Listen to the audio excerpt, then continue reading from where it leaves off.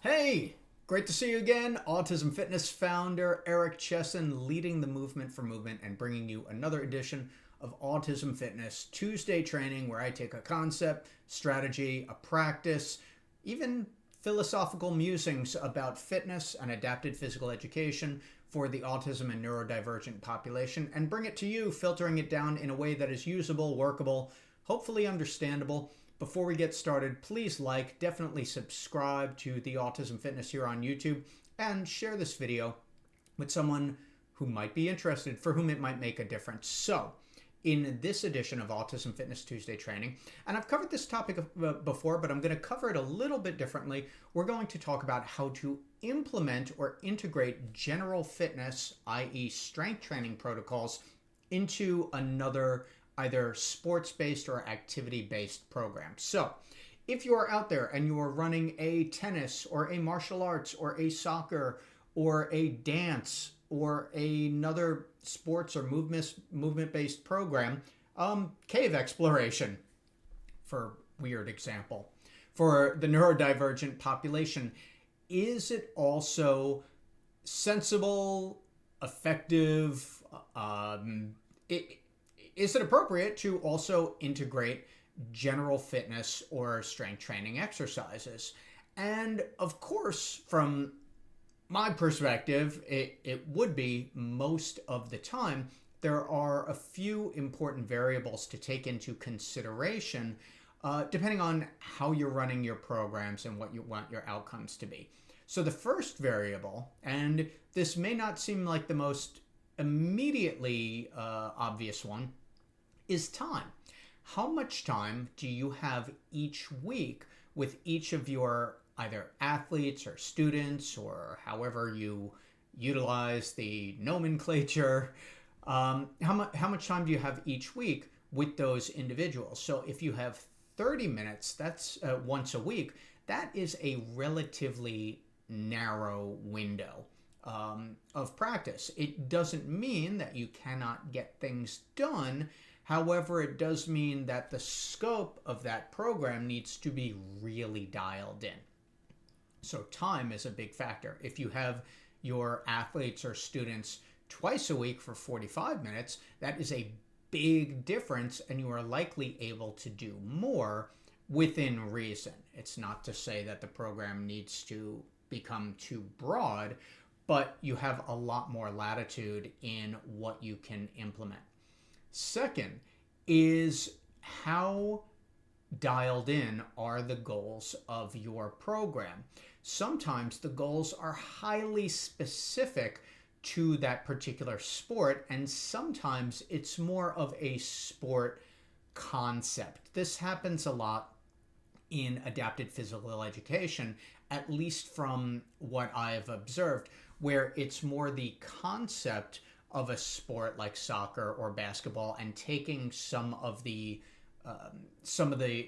movements or activities or skills in that particular area or in that particular sport and practicing those. In that case, it might not be a full-on competitive game, so there may be, again, more room to implement other programming strategies, i.e. general fitness. And finally, the last variable here is scalability. How much are you scaling your programs for different individuals in the group? So if you have 5 or 6 or 8 participants in that class, are you scaling the program, or is everybody doing the same thing at once? So those are 3 big considerations. Now, the how-to. How do we implement general strength training practices in a sports or activity specific situation, and why might we want to do this? Well, the why, from a physiological standpoint, is a stronger athlete is generally going to be a safer, meaning injury prevention, and also a more capable athlete. If you've looked at the last 20 years, as strength training has become more popular in the sports world, in professional sports and amateur sports, we see that there is a tremendous benefit to strength training for just about every single athletic pursuit. It's not necessarily going to enhance technical skills. That's what practicing the sport is for. But if we have an athlete who is stronger, more stable, has better motor planning, we're likely going to have an athlete who is more likely to be successful with much more specific movement patterns. And that's really what sports are, a bunch of very specific movement patterns. So the reasoning behind implementing a strength focus in that curriculum is to enhance those general motor and strength skills, and also even to bring in some better physical performance into the technical realm of whatever that martial art or sport or dance happens to be. The second component to this is, if you are going to implement a strength and conditioning or strength and fitness program with those technical skills, there needs to be the capability to have individualization.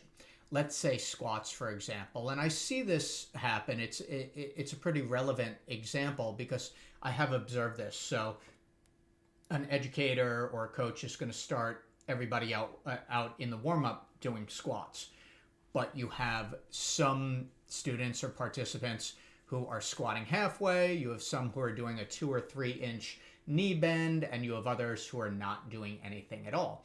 In this case, the scalability factor is going to be a big one, and it might mean that you utilize some equipment that you already have access to. It might mean purchasing some new equipment, because if you're going to implement the program and you want it to have actual meaning and effectiveness and impact, then the scalability factor is something that cannot be avoided, because if we want the best outcomes for each participant, then we need to implement a program that incorporates both progressions and modifications for those different exercises. The other component of that is understanding how these exercises need to be performed. So familiarizing yourself, or even becoming an Autism Fitness certified pro in how how each exercise is supposed to be performed, what it's supposed to look like, how to provide the modifications,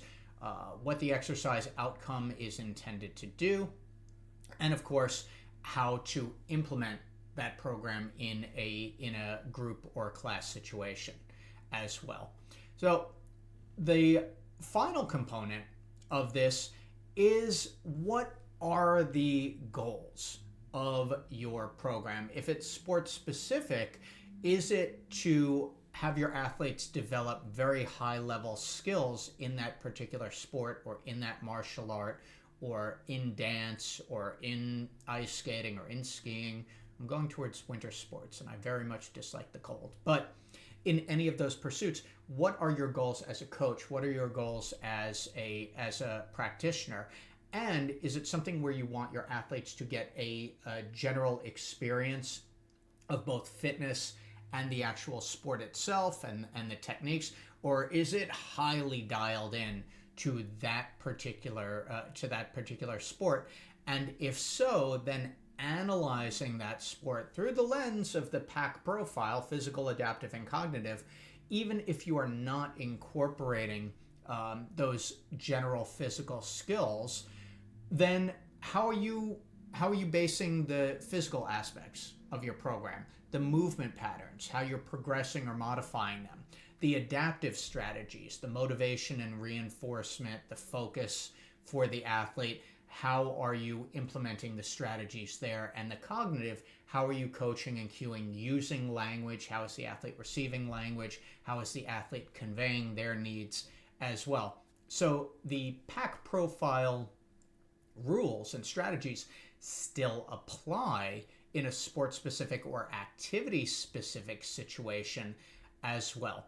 So the deciding factor, again, for whether you are going to implement strength training protocols in your sport-specific or activity-specific programs are going to come down to time. Do you have the time to implement it? Are going to come down to the scalability. Do you have the room to scale the different components of your program? And then, of course, the main factor of what are your goals in that program. Are the goals so specific to that sport and developing those techniques that you need to take all of the class training time towards that? Or is it a little more open-ended and you can utilize some of the strength and fitness exercises to enhance that class and even give your athletes or your students an opportunity to succeed, even if they are, at least in the short term, starting to struggle or starting off struggling with some of the more technical aspects of that sport. Some things to think about. I hope this has been helpful for you. I'd love to know what you think of this or how it has impacted either your thought process around your practice or some things that you can take away and utilize. Please leave those in the comments below. If there is a topic that you'd love for me to cover in a future edition of Autism Fitness Tuesday Training, leave that down there also. Don't forget to subscribe. And if you're ready to become an Autism Fitness Certified Pro, head on over to autismfitness.com. You can learn all about the curriculum and you can register and begin your coursework as soon as you are ready. I'm Autism Fitness founder Eric Chessen, leading the movement for movement. Thank you very much again for watching.